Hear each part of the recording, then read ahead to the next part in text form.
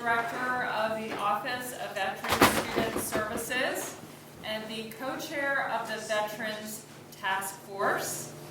And I would also like to introduce my co-chair, Dr. Joe Martin from Civil Engineering, who is with us. Thank you. So, working at a university, we are a very collaborative group.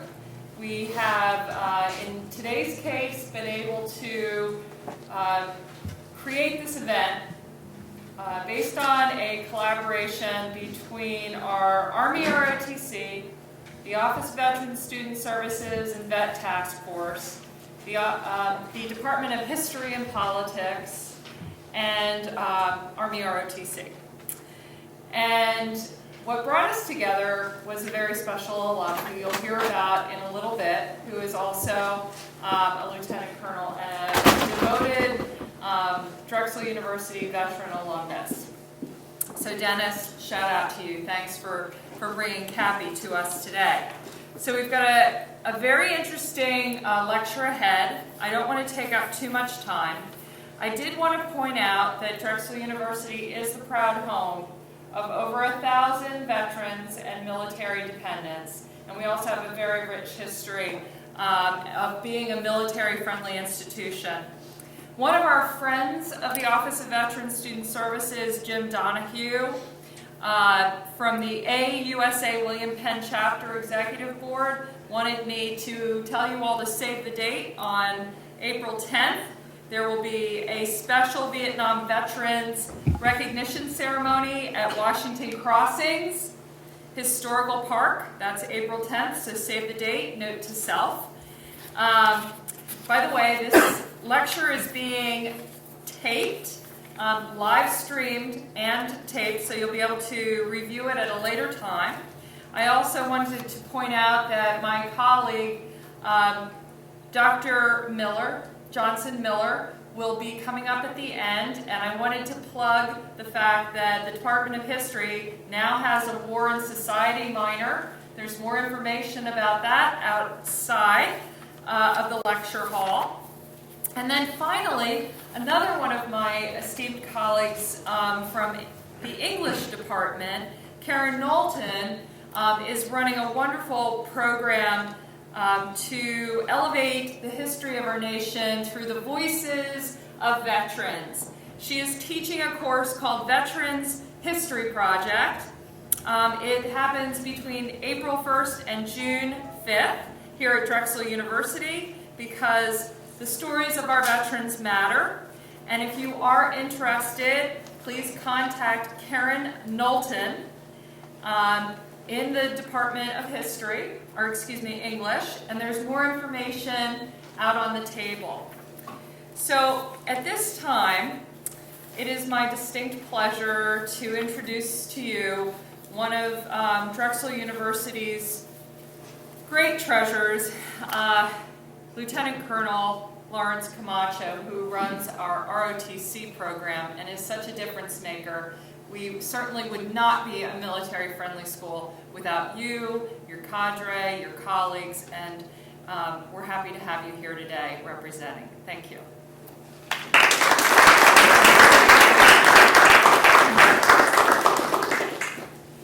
Thank you to my wonderful partner there in Dr. Rebecca White herself for the warm welcome. What we have here today with us is a distinguished Drexel Dragon who continues to instill a great sense of pride and dedication to our institution. You see, Lieutenant Colonel retired Membrino attended Drexel University, then called the Drexel Institute of Technology, from 1963 to 1968 as a business administration management major. In 1967, he was voted the first speaker of the Drexel student government. The balance of his major accomplishments are significantly noteworthy, that of which embodies the Drexel Dragon spirit of scholastic and service, so we appreciate all that. He then joined the United States Army in 1968 and in 1969 attended the Infantry Officer Candidate School at Fort Benning, Georgia. In 1970, he was assigned to the Military Advisory Command, Vietnam, also known as NACV, or NACV. In 1972, he returned home and subsequently joined the 358th Civil Affairs Brigade and remained in that same unit until his retirement in 1991, having served for 23 illustrious years. And we appreciate all of that. And for now, it is my distinct pleasure to turn the podium over to Lieutenant Colonel retired Marino, who will introduce our keynote speaker for the day.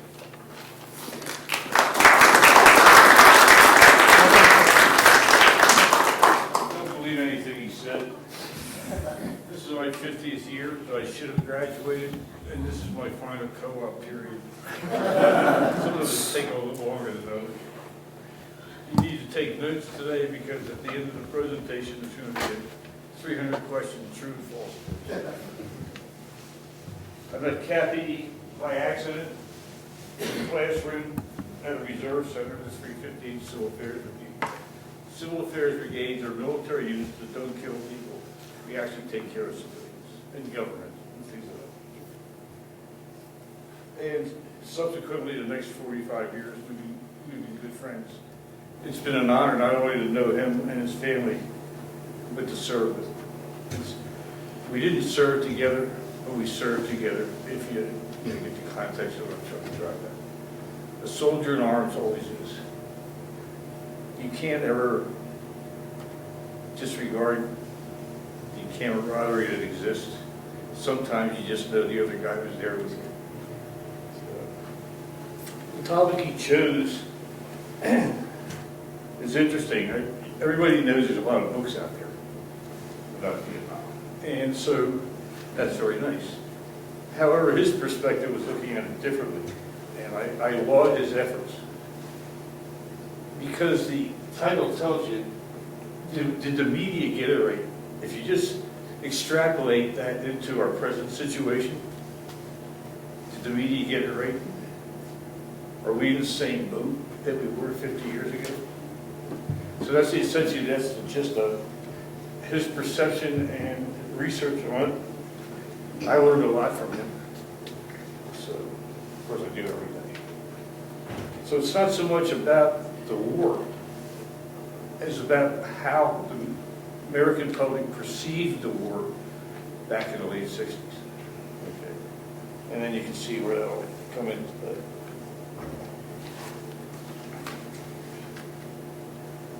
So I want to thank Dr. Wiensall and Colonel Camacho for making all that story up about me. And I really appreciate Kathy coming and doing this. It's a significant thing, and I've heard it 5 or 6 times, and every time I learn something new. So what can I say? So before I introduce Captain Markle, Captain Markle, I want to say, go Eagles.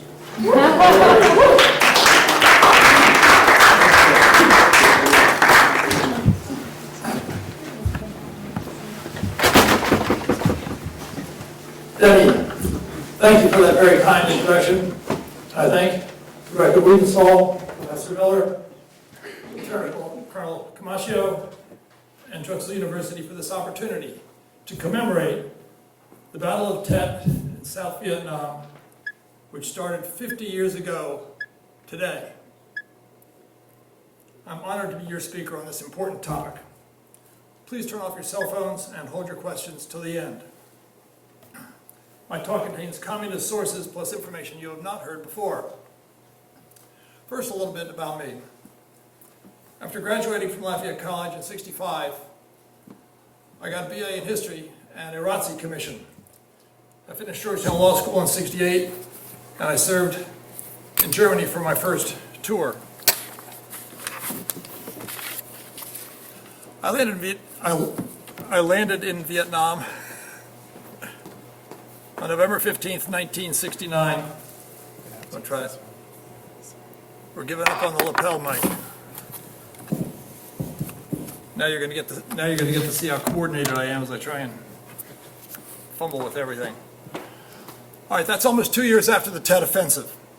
I was assigned to the 23rd Artillery Group. This is in Phu Loy. This is my base at night.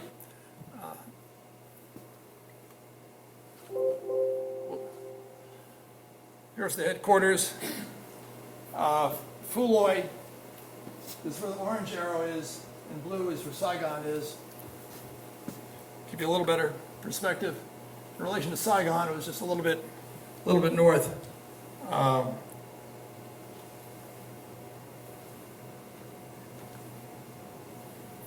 And what's important is that not too far away was the Iron Triangle, which was a very inhospitable place pre and during Tet. This unit needed a legal officer, and that became my job, so I tried special court marshals.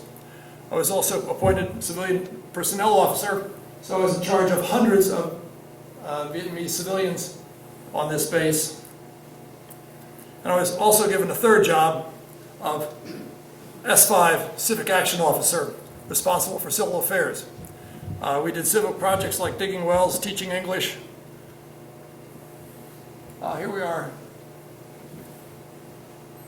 digging a well. That's the old man in the village pumping up the first clean water, perhaps. And here we are doing a medical clinic. Here we've just given a party for our employees' kids. And here we are sending to a pool. And these are gals we took from Bodai to the Saigon Zoo.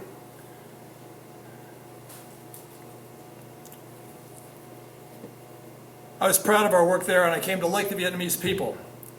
These three positions enabled me to travel all over 3 Corps, by helicopter to fire support bases, as well as by jeep. Oops, got a little ahead of myself. By jeep. I had no problems going about during the day, but this was post-Tet. Then, after my service, I took a 11,000 mile or 14,000 mile, 11-month trip home, and this is me on my return. I don't recognize the guy. At that time, I joined the 358th Civil Affairs and also the Public Defender's Office. So I was a weekend warrior, became JAG qualified, and I stayed there for about 5 years as a Civil Affairs officer. So a little history now. Indochina, including Vietnam. Indochina included Vietnam, Laos, and Cambodia. These were all a French colony since 1887. The Japanese occupied it during World War II, but when that war ended, the French wanted their colony back. But Ho Chi Minh, a communist, wanted Vietnamese independence. His army, called the Viet Minh, with China's help, won that war with a battle at Dien Bien Phu. Way out here.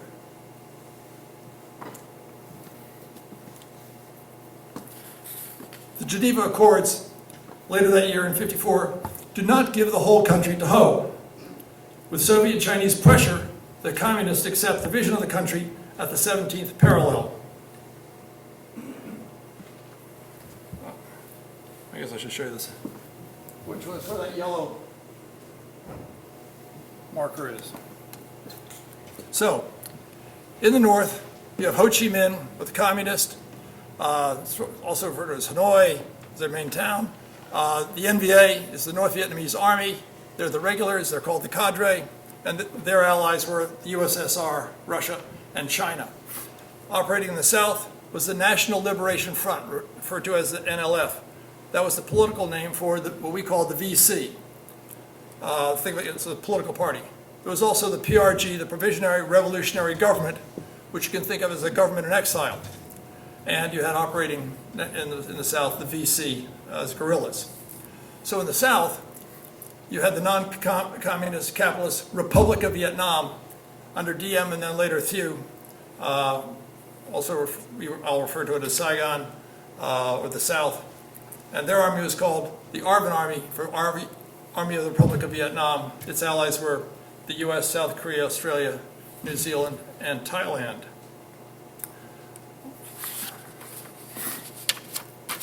President Truman came in and sent the French $10 million and some advisors to supervise its use. But it was Eisenhower in '55 who sends about 700 advisors to train the Alvan forces. Ike strongly opposed getting into a land war in Asia. Likewise, the Joint Chiefs Ridgway, Decker, LBJ as vice president, and JFK as senator. The VC began terrorist attacks in the South, and fearing dominoes falling to the communists like China, Korea, Cuba, and many countries in Eastern Europe like Hungary, Czechoslovakia, Poland, East Germany, John F. Kennedy sends 16,000 advisors to aid in battle. I think this is the fateful decision. The next fateful one was JFK letting Ambassador Lodge and the CIA encourage Diem's assassination. JFK is assassinated in '63. President Johnson comes in under the Tonkin Resolution. He raises the troop level to 23,000 in '64 and begins bombing.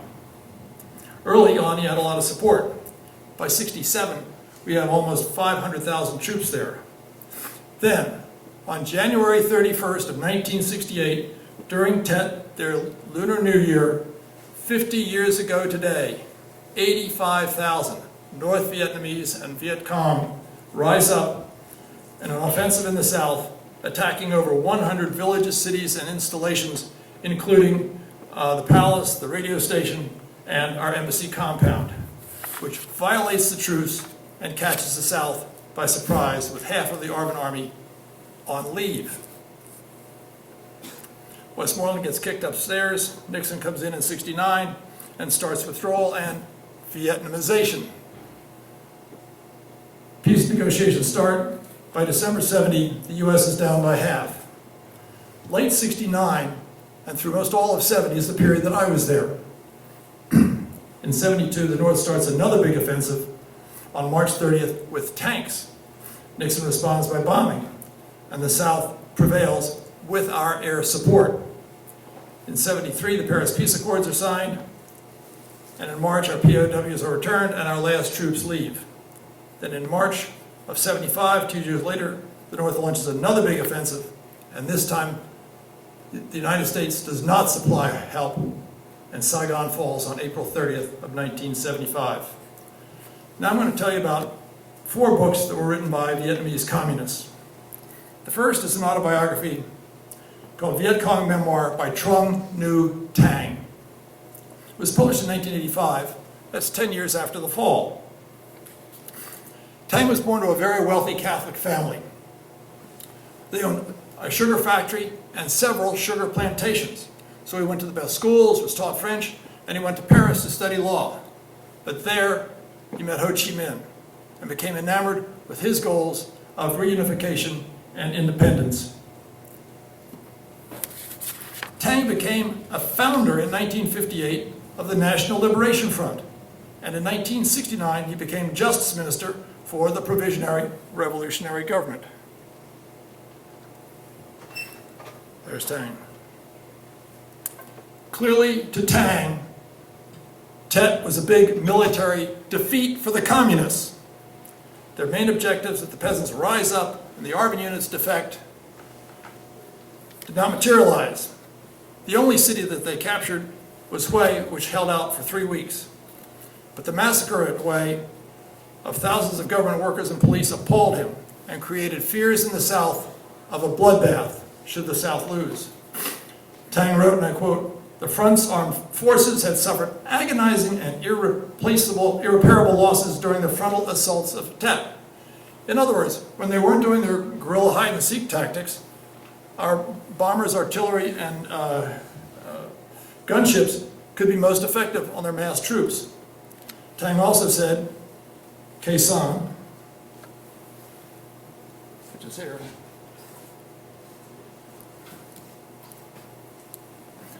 was not an encouraging prospect. Our P-52s had kept it from falling like Dien Bien Phu. In '69, we opened up a 4th front in addition to our political, military, diplomatic, the U.S. anti-war effort. He describes 1970 as a year of fierce fighting. Allied bombers closed in on their bases, but the US military started to leave under Nixon's Vietnamization. And the VC had their first hope of victory ahead.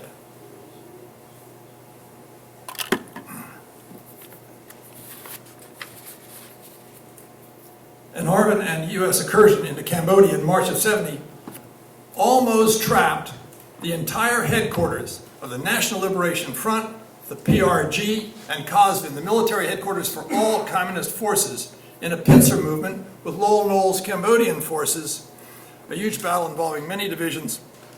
And he describes how we almost caught them. They just squeezed out before being trapped.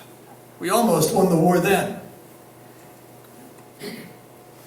In March of '72, Hanoi launched an attack to see if the US would send B-52s, and Nixon did, at An Loc in a 60-day battle and to North Vietnam. This showed to Tang, unlike LBJ, Nixon was willing to keep bombing and to force the NVA, or the North, to a peace treaty. But the Democratic Congress was on its way to getting the US out of the war. Tang wrote that this was our goal, to separate the American people from its leaders, and we would take huge losses to do it. I quote, "American public opinion, the hearts and minds of the American people had to be motivated and exploited," end quote. Eventually this separated the Hughes government from its American allies. On June 4th of '73, the Church Amendment was passed, the Democratic Congress blocking funds for Indochina. And again, in April of '75, Saigon surrendered. 2 weeks after the fall, there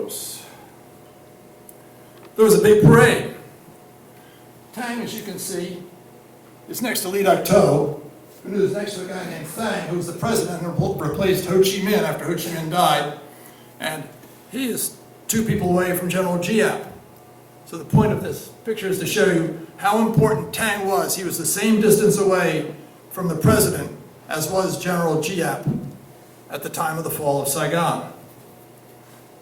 Well, in the parade first came the children, then came the workers' organizations, and then came the divisions of the North Vietnamese Army, all with new pith helmets. Finally, at the end, came some ragtag, straggling companies of the VC under the flag of the North Vietnamese Army, not the VC flag. Tang asked, "Where are our VC divisions?" And the response came back, "The army's already been unified." Tang was crushed.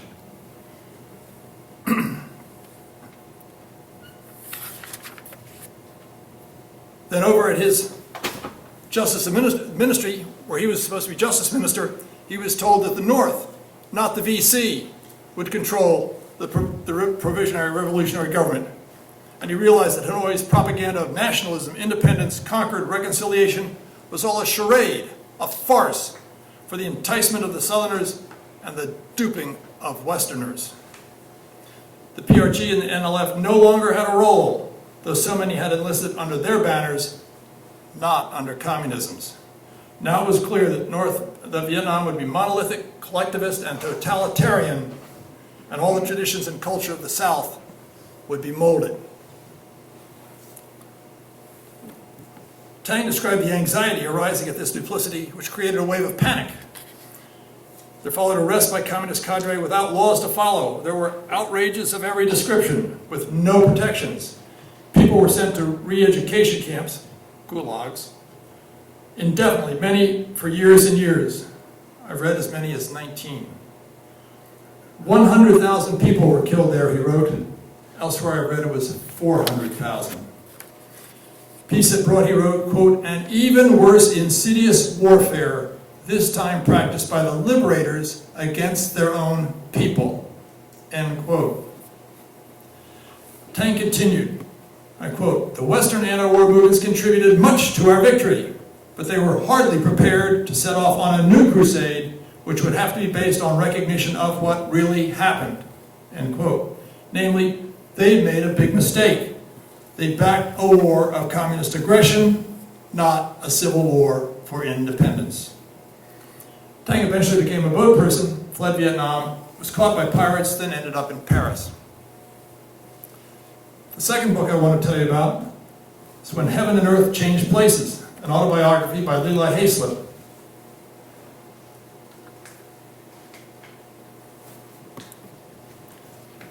She wrote this book in '88, 13 years after the fall. Leela could hardly have come from a more different origin than Tang. In 1963, she was a 12-year-old peasant girl from a large Buddhist family in Kela, which was outside, the hills outside of Da Nang. Her oldest brother had fought against the French with the Viet Minh and was now with the NBA. She willingly made decoys, parts for booby traps, bandages, and so on for the VC. And she, like all children, was told to spy on their parents and to steal from the Arvan and American troops. Her job was to signal if the Arvans or Americans approached the village. And she once became a Viet Cong hero when she marched through the Arvan troops up ahead to signal the Viet Cong they were coming by taking off her outer colored shirt. But later, she was arrested and taken to the Arvan military prison, where she was tied all day to a stake with 2 other women, naked, with honey on their feet, for the ants to bite. After 3 days, her cop brother-in-law paid a sizable bribe to get her out. But by getting her out of this prison so quickly, the VC became very suspicious of her that she must have talked. So she was taken away in the middle of the night for a trial that always had the same ending: execution. But her executioners raped her instead, so she was able to flee to Saigon.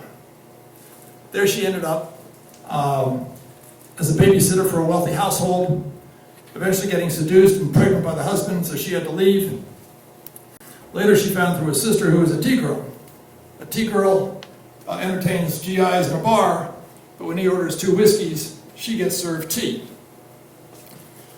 That if she could get a GI to buy cigarettes, liquor, soap, and so on at the PX, she could resell these on the black market and make a living, like these women. She later found out, Leela had to pay a lot of bribes to have a birth certificate forged so that she could get a waitress job at the Yam Club. Eventually, she met an older American contractor who wanted to marry her. After many roadblocks and bribes, they married, and she made it with him back to the States at age 19 with her 2 sons in May of 1970. They settled in San Diego. Then, 16 years later, in '86, 11 years after the fall, she returned to Vietnam to see her family. And I'll summarize her impressions using her words. The drive from the airport to Saigon, now Ho Chi Minh City, was depressing. Deserted streets, unrepaired buildings, dying bushes, desperate-looking people. Saigon, 1/10 as busy as before. A 23-year-old looks like a grandmother. No one cares what happens to anyone else. Bargaining has now become like predator and victim. Everyone has worked from sunup to sundown, from cradle to grave, just to get by. And only 1/10 of the people earn a living wage. Her ex-employer, the father of one of her boys, had moved from a mansion, maybe a large building like this, with his 2 Mercedes, into a 1-bedroom flat with a Vespa, because he had to give his company to the communist government. Her family, including those who fought for the VC or NDA, were very afraid of communist informers. And Liberation Day is referred to as the day we lost our country. The third author I want to tell you about wrote 2 autobiographies, Following Ho Chi Minh in 1995 and From Enemy to Friend in 2002. It's written by Bui Tin, so that was 20 and 27 years after the fall. Bui Tin fought at Dien Bien Phu, was wounded 3 times, and rose to be a regimental commander by age 25. In '64, he was with the first squad to go down and survey the Ho Chi Minh Trail and to tell the South help is on the way. He was also the NBA colonel in '75 and senior officer in the tank column that first got to the presidential palace. So it was he who accepted the surrender from General Big Min. He was also editor of the Sunday magazine for the party newspaper Nandan. So he had access to all the generals and top party brass. He even interviewed 300 POWs, including McCain. He wrote 9 propaganda books. However, 15 years after the fall in 1990, he sought asylum in Paris. In spite of all this, Burns inexcusably ignores Tin's many good points. After the assassination of Diem in '63, the Chinese encouraged the North to pursue the war in earnest. In August of '64, overruling General Giap, Lei Zong, ordered the North Vietnamese ships to attack the USS Maddox in the Tonkin Gulf, which they did, losing 2 of their 3 boats. Burns gets this wrong by buying the North's official line and even suggesting that the North Vietnamese naval officer had no such orders. This attack brought the U.S. in big time with troops and bombing. It was a huge mistake. Lei Zuan doesn't own up to it. Tin has it right. Tin also describes how the Vietnam had a love-hate relationship with the Soviet Union and China. We were pawns of the Soviets and Russia and Soviets in China without realizing it. And he states, U.S. fears of Russian and China intervention were overblown. In fact, both had reneged on secret treaties they made with the North. In '72, Nixon went to China, and China became our enemy. Yet Burns only portrays this trip as Nixon's betrayal of Thieu. Wrong. As for Tet, Bowie Ten said, and I quote, "Our losses were a staggering and complete surprise. And Giap told me that Tet had been a big military defeat." Giap told me Tet had been a big military defeat. Our forces in the South were nearly wiped out by all the fighting in 1968, but it took us until 1971 to reestablish our presence. But then we had to use North Vietnamese troops as guerrillas, end quote. If the American forces had not begun to withdraw under Nixon in '69, they could have punished us severely. We suffered badly in '69 and '70 as it was. Tin said, Tet was not go for broke. However, Mini Tet 1 in May and Mini Tet 2 in August of '68 were. We expected victory in '68. Tet was a psychological victory for us, he wrote, quote, "Thanks to the U.S. media, which exaggerated the damage we had caused."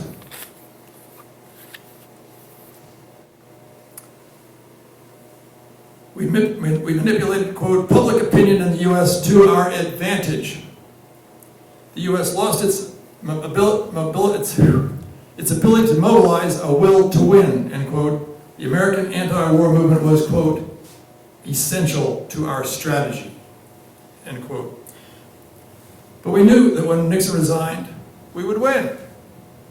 American commanders had their hands tied by political factors and therefore could never deploy maximum force. Vietnam was not a quagmire, quote, "it was a defeat snatched from the jaws of victory," end quote. His words. In the second book, Ten expresses that 2 of our biggest fears were that the U.S. would change strategy and cut the Ho Chi Minh Trail up in Laos near the DMZ and invade the North and occupy it just above the DMZ. This would prevent us from resupplying the South, and we'd have to keep many divisions in the North. The U.S. observed the neutrality of Laos, however, we did not. And that's one of the main reasons the Americans lost. We adopted Doi Moi, new change, in 1986, but it only benefited the top of the party. The fall of communism in Eastern Europe demoralized the North's officials, who were in denial and kept a very hard line. Corruption is so bad in Vietnam in 1995 that Tin predicts eruption. Regarding the victory by the North, Tin came to conclude that the Stalinist-style policies were disastrous. The fourth book I want to talk about is a biography of Pham Nguyen An, Perfect Spy by Larry Berman. This was published in 2007, 39 years after the fall, with An still living in in Vietnam. He had joined the Viet Minh to fight the French in 1945 at age 18. Even before the Geneva Accords, he had been recruited in 1950 to be a spy because he spoke a little English. The North arranged for him to go to a college in California to study journalism, which was funded by the Asia Foundation, a CIA front. He went to Orange Coast College from 57 to 79. On his return in 61 and 62, he was purposely given the new U.S. plans on how to fight counterinsurgency, which were shared with him by top South Vietnamese officers, which the North then used to design their response and to surprise the Arvans at Ap Bach on January 2nd of 62, when they thought they were going to be surprising the VC. The Arvin performed poorly at that battle with poor leadership. The VC considered this a big victory, although they lost the radio tower in the village. Unfortunately, the government and the embassy claimed it was a victory, but the press said otherwise. An attributes this battle as the reason the U.S. got away from pacification and into Westmoreland's attrition strategy. I'm not convinced yet. Another big consequence of this battle was that from then on, many in the press, like Neil Sheehan, rejected the U.S. military's accounts and relied more on An for information and analysis. An's spy domain was strategic intelligence, and he thrived and became a major influencer at Reuters and then later Time magazine. An also describes two other spies, one Pham Ngoc Thao, acting as the most of trusted aides to Diem and later Thieu. He did all he could to plot coups, destabilize the South's government, and becoming commander of the regional forces, deliberately pushing the Sacred Hamlet program too fast so as to anger the peasants and hurt the program. He'd been a Catholic refugee sent down by the North in 56. The second spy, Bok Kwok, had infiltrated the top of South's CIA, called the CIO. An had a major impact at Tet in Saigon, the North's primary target for Tet. For 4 days, he openly drove around Saigon with the top VC general in disguise, plotting entry points, targets, and escape routes. Tin wrote that Tan was also able to spread all kinds of rumors on the radio. And here's a picture of An, Tin, and General Giap when An got the highest medal they could give him. To give you some idea of how good this guy was, he got his son to go to UNC and then to Duke Law School on contributions from his journalist friends after they learned he was a spy.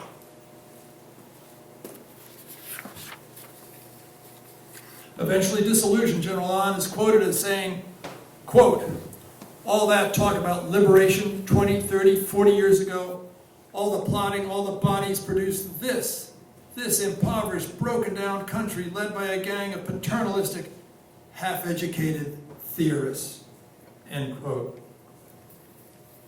Now the fifth book is an autobiography called Radical Son by an American communist, David Horowitz, in 1997, 22 years after the fall. Now, David Horowitz deserves inclusion in this discussion because he was the major U.S. Marxist theoretician during the 60s and 70s. he describes how to the American Communist Party, quote, "it was important that America should lose the war," end quote. And he described how, quote, "the anti-war demonstrators who might have been critical of communism were willing to march behind our slogans that called for withdrawal of American troops now, a policy that could only result in a communist victory. They helped the VC to win all the same," end quote. It was the communists that started the anti-war movement, he writes. As a red diaper baby, one of the children of the communist left, he and his fellow San Francisco communists organized the first anti-war demonstration in 1962 at Berkeley. Yet Burns denies the Communist Party participation in the anti-war movement. Horowitz writes, and I quote, "The real importance of Vietnam to the radical cause," meaning communism, "was not ultimately about Vietnam, but about our own antagonism for America, our desire for revolution," end quote. He admits that when including the killing in Cambodia, more Chinese were killed by the victorious communists than had been killed on both sides of all 13 years of the anti-communist war. It was the bloodbath our opponents had predicted, end quote. And for the left, there was no contrition. Horowitz was crushed by the decline in moratorium participation from 1 million in the District of Columbia in June of '70, after the Cambodian invasion, down to only 30,000 2 years later, after Nixon had announced Vietnamization and the end of the draft. Quote, "It had removed the rationale for most people to protest," end quote. As for the press, Horowitz said, and I quote, "The task of progressive journalists was to serve the objectives of the political struggle," end quote. He went on to point out that the responsibility of progressive journalists was to suppress facts that hurt the progressive cause and to print only those truths that serve it, end quote. So much for an objective free press. Now, how was the Vietnam War intent reported by the U.S. press in the United States? In a book called Big Story, which was written by Peter Braestrup, who was the Washington Post Saigon bureau chief and during Tet and for many years, he published this 600-page, 1,000 footnote scholarly work in 1977, 2 years after the fall. He examined almost every dispatch from the journalist to the Saigon managers, to the headquarters in New York or Washington, and then onto the printed page or the TV screen.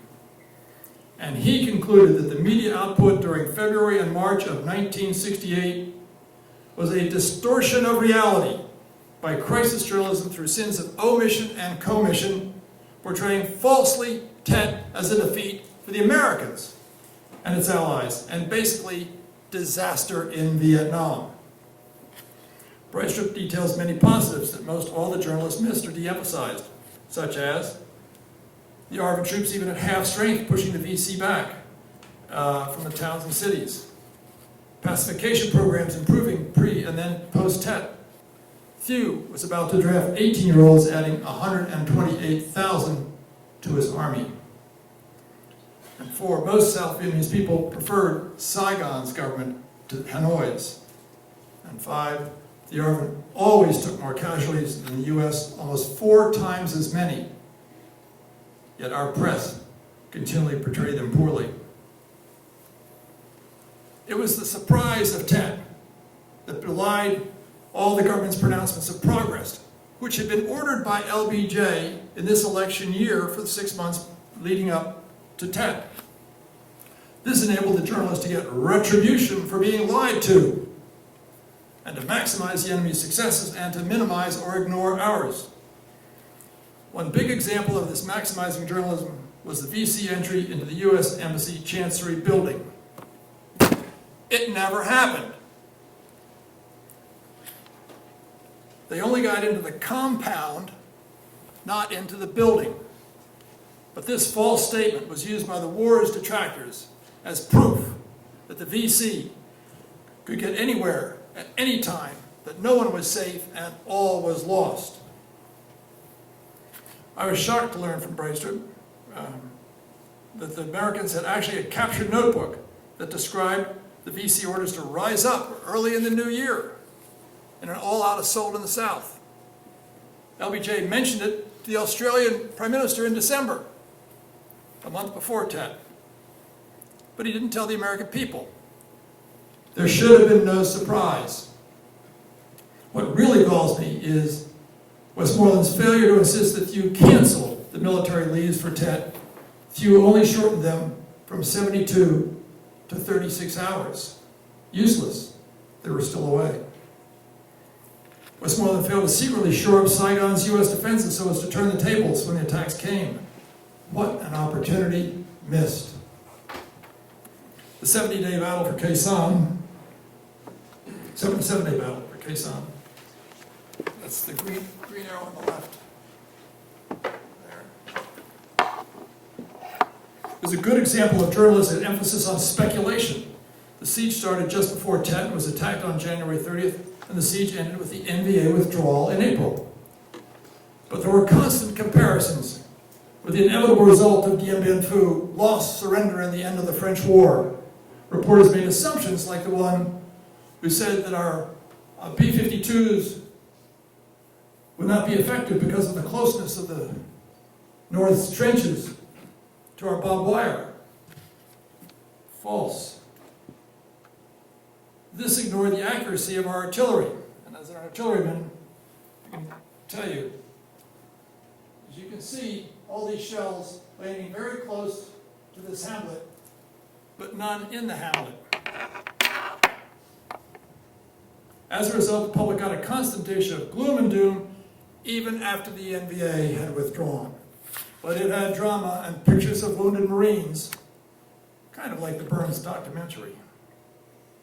Remember that Tang said Khe Sanh's not encouraging? Boy, did he get that right.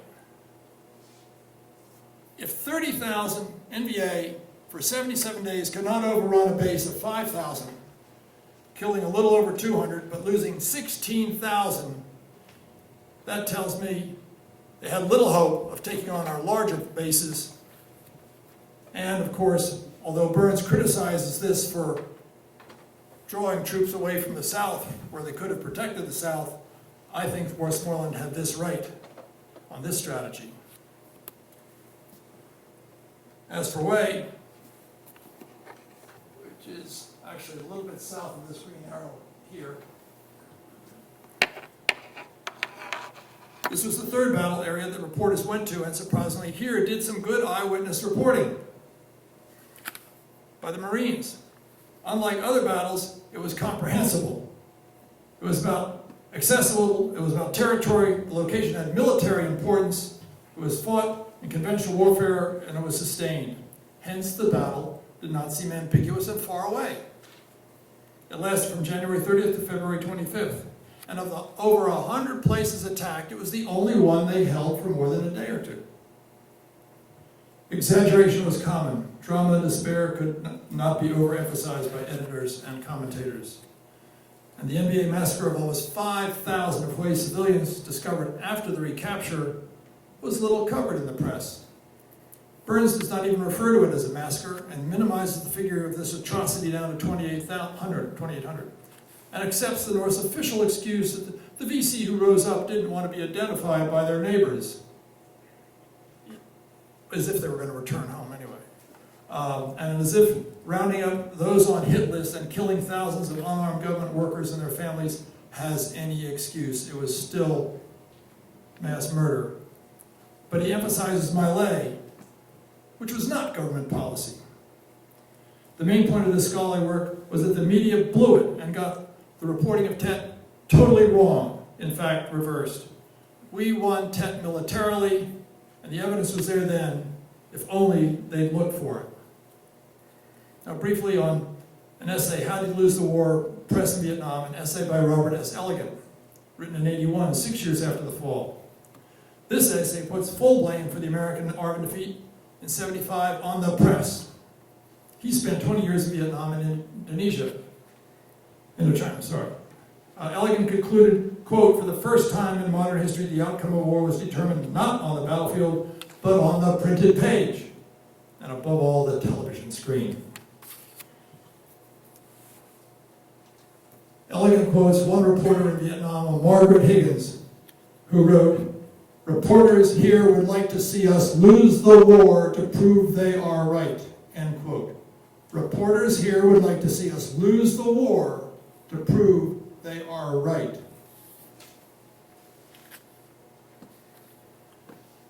Elegant stated that by 1981, a few reporters had become ashamed of what they'd written in Vietnam and for helping to bring tens of millions into grinding totalitarian rule, end quote. We knew of the 50,000 peasants executed up in the north, in 56 of the tortured, carved up bodies executed by the Viet Cong in the early phases of the war, and of the mass graves in Hue of the thousands of civilians still dressed for Tet. Nevertheless, we believed once in power the communists would behave benignly. We failed to mention these evils when we continually castigated the U.S. for My Lai. Now, some of my thoughts on Ken Burns' documentary on Vietnam. You know, he did the documentary on the Civil War and baseball. Well, in this 10-part series, he did a very thorough job, but what galls me a lot is his pretense at being neutral. The best example are the numerous voices against the war in Vietnam and at home, but almost no voices in favor of the war and the troops. There are a couple of soldiers who saw themselves as bait, never as hunters of VC.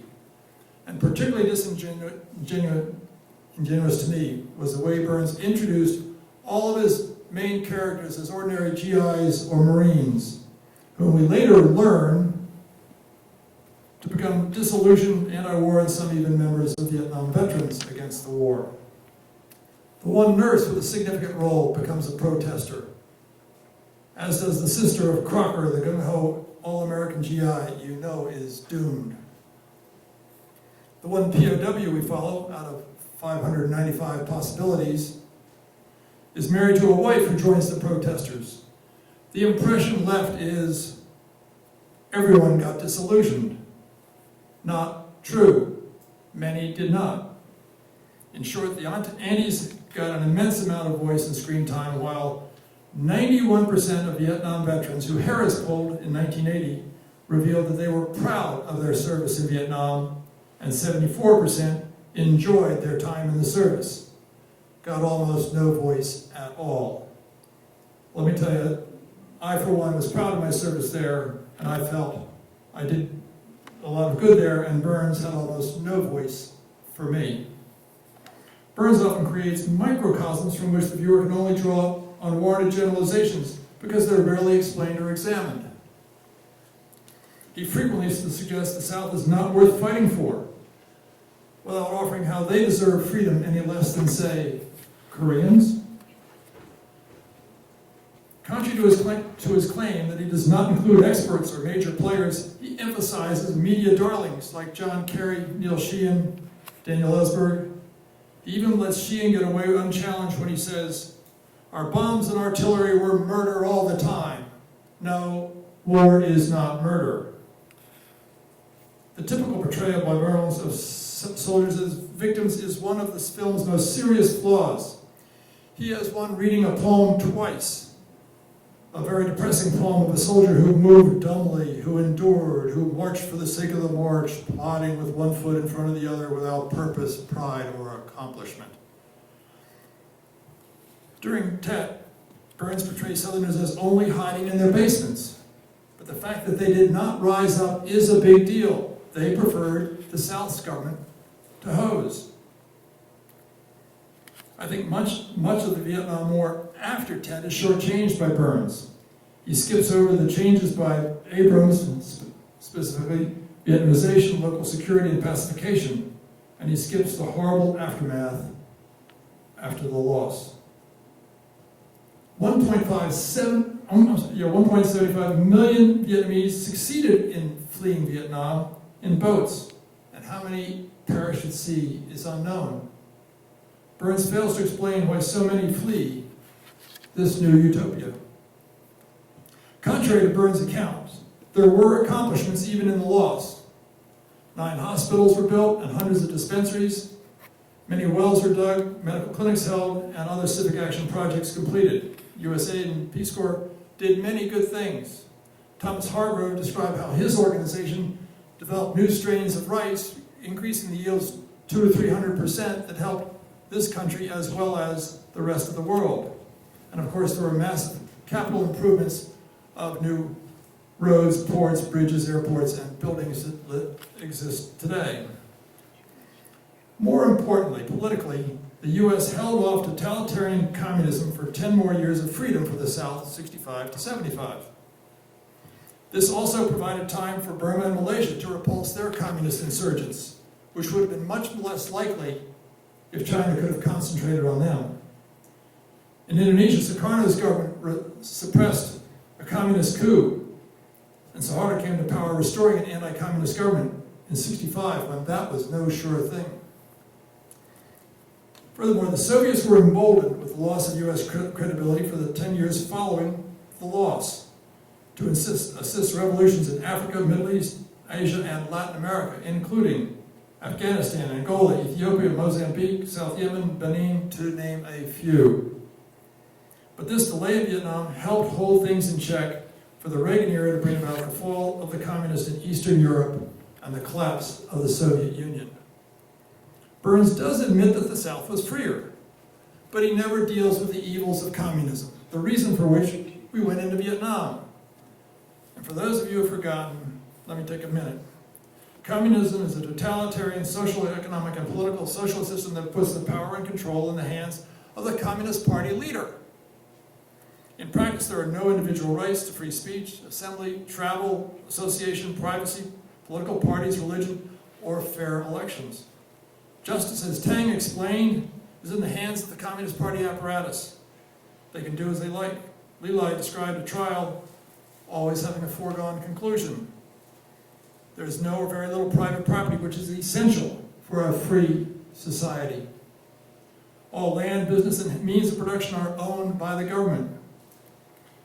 Historically, after seizing power of the communist revolutions in China, Vietnam, Russia, Cambodia, Laos, Cuba, and North Korea, tens of thousands and even millions were killed for simply being in the wrong class, namely educated, or an official, or a landowner, or a merchant.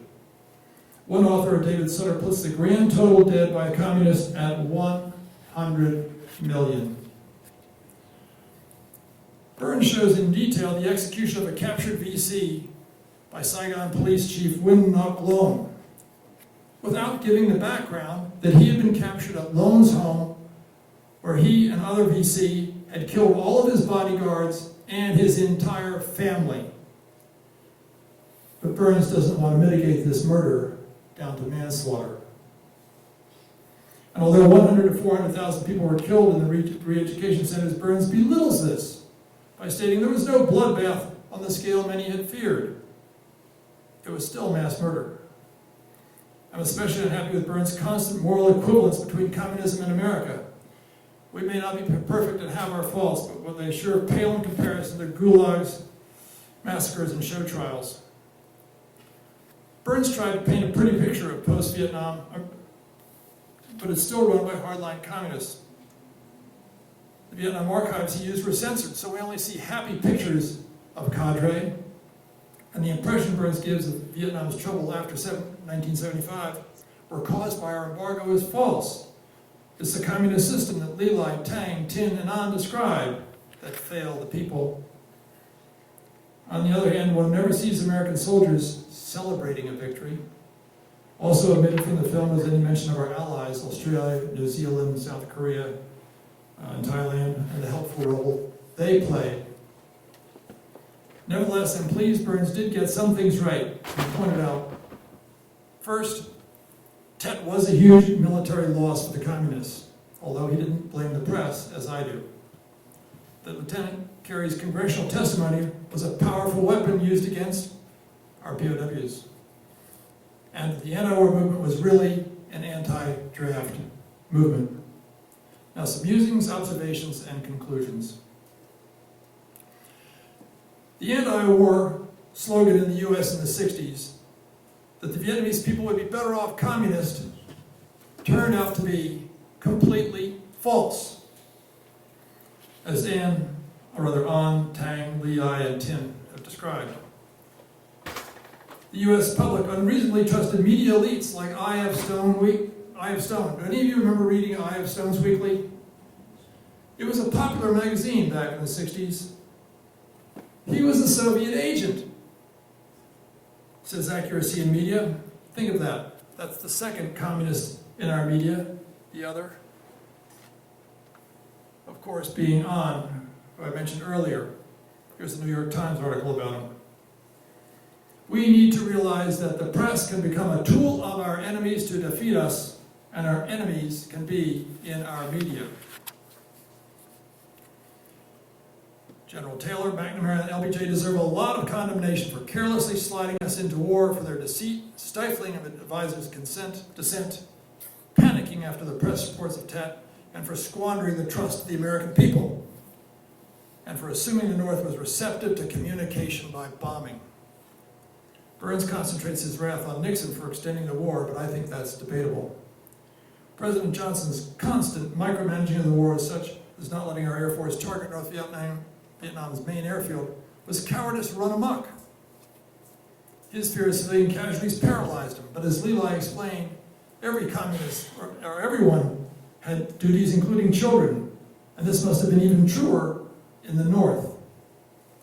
There were few, if any, innocents. LBJ's flexible response approach was based on two false assumptions. One, that the North's breaking point could be quickly reached to force a diplomatic settlement. LBJ's goal was stalemate, not victory. Two, the North was vulnerable to graduated bombing. LBJ totally missed the North's adjustments and their resilience. Plus, the North's goal was victory. I think we had a lot of American useful idiots, as Stalin called non-communist sympathizers and helpers. Actually, I'd say there were a fifth column. I've concluded that one of the major reasons we ended up in a land war in Asia is LBJ wanted only the final recommendation from McNamara and the Joint Chiefs. Therefore, he never learned about the severe reservations of the Marines and the CIA. Therefore, one lesson to be taken from all this is to listen to those with whom you disagree, or you might miss a major consideration like LBJ. As for those who fled to Canada, veterans ask, what is the morality of making someone else take your place? Someone had to fill that slot. I've spoken to many of my fellow vets in university. We saw our experience as positive, ourselves just doing ordinary jobs and not the craze, like this crazed psychopaths in the press, TV, and movies. We gained a lot from our experience, me especially. The Army emphasized body counts, but no matter how favorable, and it was at least 10 to 1 in our favor. It doesn't matter if you lose the hearts and minds battle. And we fail to appreciate that losing hearts and minds works both ways.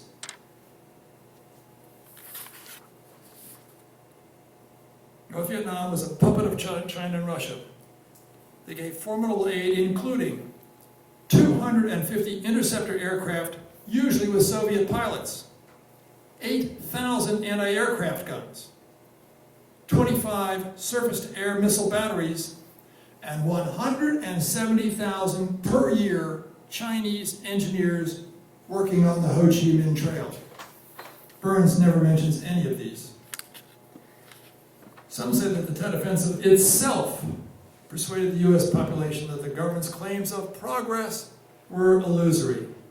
I submit that winning a major countrywide battle is not illusory. Similarly, the consensus is wrong that the Battle of Tet itself persuaded the public of gloom and disaster. No, it was the press that did the persuading of disaster, not the battles which we'd won. Our victories were not reported, and as a result, voters changed Congress, and Congress changed policy.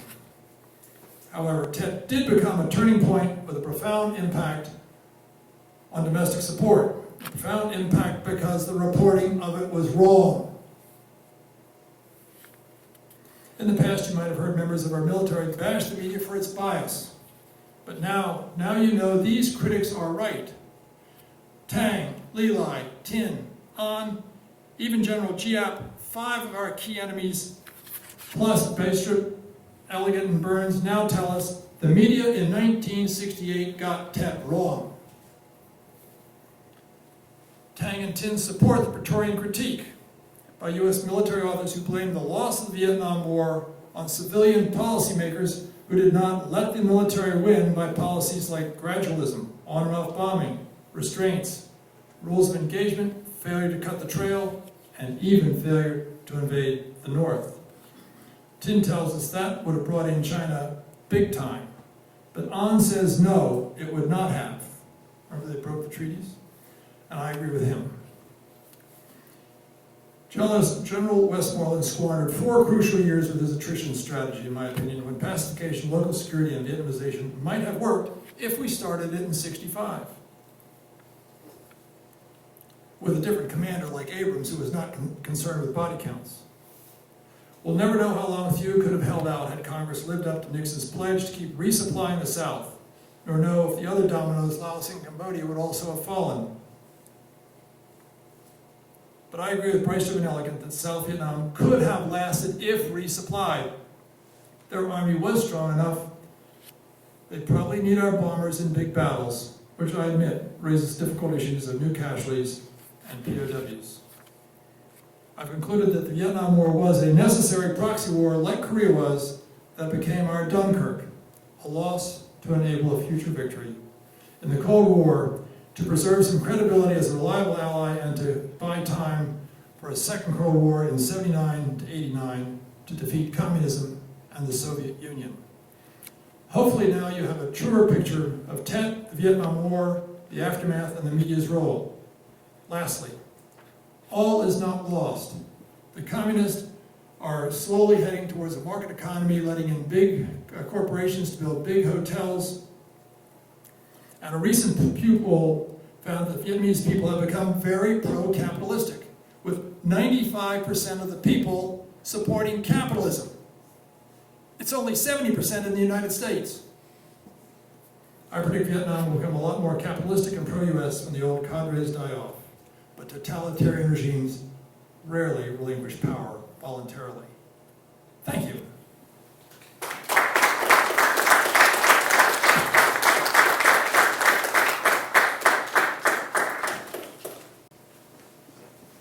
Thank you, Kathy. So we've got, we're going to have some time for questions. There's also